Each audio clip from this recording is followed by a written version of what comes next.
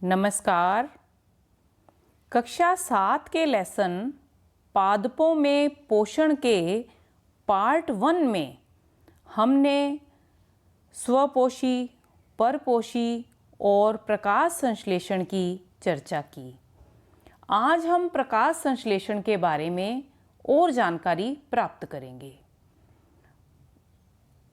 प्रकाश संश्लेषण की घटना को हम इस समीकरण से भी समझ सकते हैं।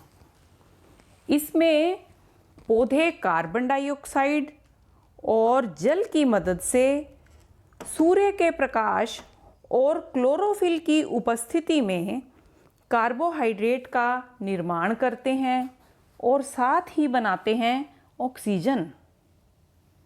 क्या आपने ध्यान से देखा और सुना? यहाँ भोजन के साथ साथ ऑक्सीजन भी बन रही है। यहाँ याद आया ना मुहावरा, आम के आम गुठलियों के दाम। पौधों ने प्रकाश संश्लेषण क्रिया में पहले तो भोजन बनाया और साथ ही हमें प्राण वायु भी दी। कुछ पौधों की पत्तियां बैंगनी, भूरी या लाल होती हैं। आपको क्या लगता है, ये पत्तियां प्रकाश संश्लेषण करती हैं?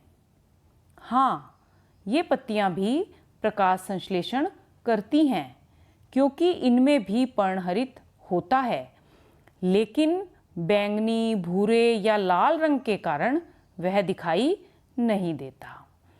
मरुस्थल में पाए जाने वाले बहुत से पौधों में पत्तियां नहीं होती या ग्रीष्म ऋतु से पूर्व झड़ जाती हैं। ऐसे पौधे भोजन कैसे बनाते होंगे? ऐसे पौधों में तना मांसल होता है जो हरे रंग का होता है। यह तना प्रकाश संश्लेषण क्रिया द्वारा भोजन का निर्माण करता है।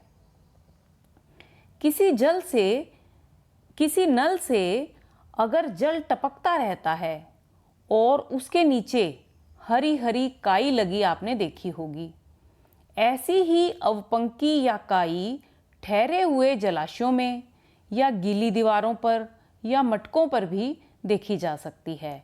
इन्हें शैवाल कहते हैं। ये निम्न जाति के पौधे होते हैं। इनमें भी पर्णहरित होता है और ये प्रकाश संश्लेषण की क्रिया के द्वारा भोजन भी बनाते हैं। पादपों में कार्बोहाइड्रेट के अतिरिक्त अन्य खाद्य पदार्थों का भी संश्लेषण होता है। हम जानते हैं पादप उत्पादों से हमें प्रोटीन और वसाएं भी मिलती हैं, लेकिन यह कैसे होता है इसके बारे में जानते हैं।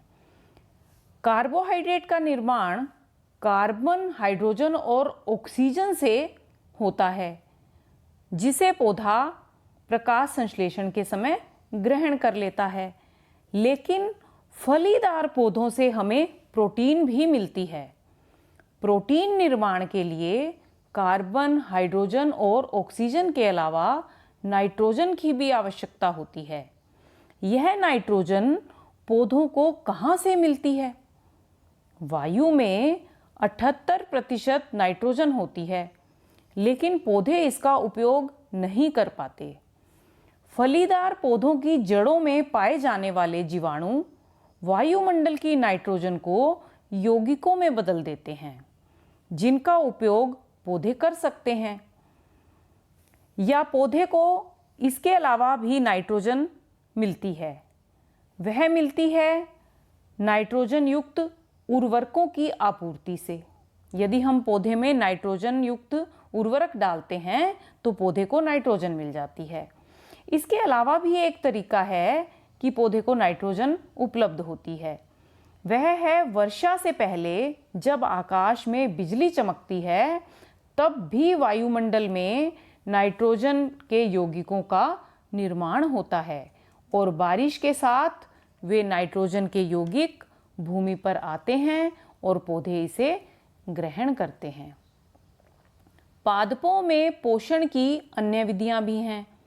अब तक हम जान चुके हैं कि हरे पौधे सूर्य के प्रकाश की उपस्थिति में भोजन का निर्माण करते हैं, लेकिन कुछ पौधे ऐसे भी होते हैं जिनमें हरा वर्णक क्लोरोफिल नहीं पाया जाता। वे भोजन का संश्लेषण नहीं कर सकते। ऐसे पौधे कैसे जीवित रहते हैं, कैसे पोषक प्राप्त करते हैं, इसके बारे में हम अगले पार्ट में चर्चा करेंगे। आज के लिए इतना ही। धन्यवाद।